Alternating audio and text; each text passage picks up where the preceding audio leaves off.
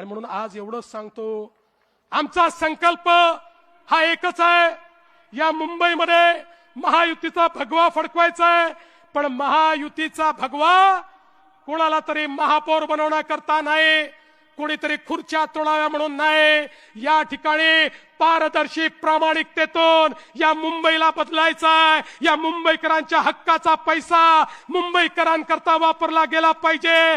बेईमान लोकांचं राज्य हे समाप्त करायचं आहे। जे कफन चोर आहेत, अरे कफन मध्ये देखील जे चोरी करतात, असे बॉडी बॅग घोटाळेवाले यांना जेलमध्ये पाठवून या मुंबईमध्ये मुंबईकरांच्या हक्काचं सरकार हे बसवण्याकरता या ठिकाणी आम्ही आलो।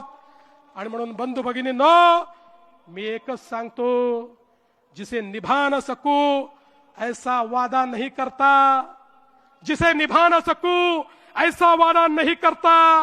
मैं अपनी बातें औकात से ज्यादा नहीं करता, भले ही तमन्ना रखता हूं आसमान छू लेने की, लेकिन औरों को गिराने का इरादा नहीं रखता।